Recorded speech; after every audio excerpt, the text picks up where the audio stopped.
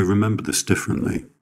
We were on a coach on our way from Marrakesh to Ouarzazate through the high Atlas Mountains because I promised Amy that she would see some camels, the Sahara Desert, and that we would spend a night in a Bedouin tent sheltered by the dunes. The curtain on my side wouldn't stay closed, and Amy sat with her forehead against the glass looking out at the mountains. I was reading her stories from 1001 Nights, and I had the book on my lap. We were in the habit of not speaking, and we were probably only sitting side by side because the bus was so full, and because the drive made her nervous. But we weren't talking. We decided day by day what we wanted to do, and at night I read the stories out loud. I remember the sun coming through the window. I remember the sun on her face, on her hair. I remember the turns being so tight that we were thrown together shoulder to shoulder. I remember there being a fuss at the back of the coach because a taxi, was trying to overtake us. I'm not sure if there was some kind of competition going on between the coach driver and the taxi driver, but there wasn't any place for the taxi to overtake. It happened very quickly. We approached a corner, and the taxi attempted to overtake. The coach was wheeling slowly around the corner and stopped hard because another bus was coming from the other direction. The taxi driver couldn't see the oncoming bus and made a break to overtake. People on the coach started getting to their feet. I don't think Amy was paying attention.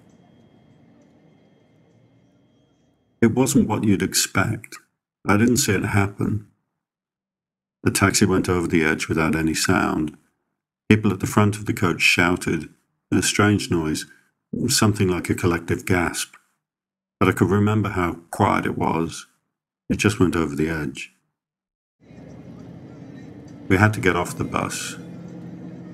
I sat with Amy, and to distract her I read the story from the 788th night, which involves a sultan, a just and honourable man who has brought peace and tranquility to his kingdom after the violence of his father's reign.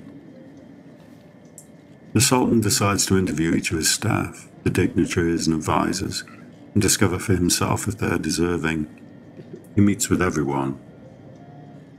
Amy didn't like the story, didn't care for it at all.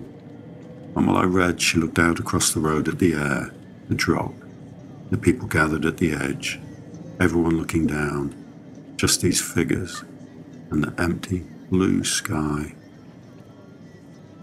I don't think I ever knew what she was thinking. But when she stood up, I remember suddenly being very afraid. I had this idea that she might start running, that she might suddenly just start up and run. Instead, she just stood there, hands at her side, leaning forward and looking out, right at that hollow blue, at nothing right in front of us.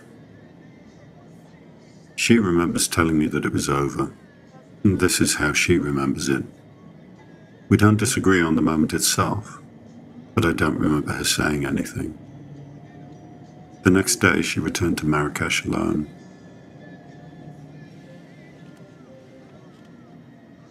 I know all of the reasons why, although we never listed them, but I don't know the order I should put them in, just as I don't know why that was the moment it ended.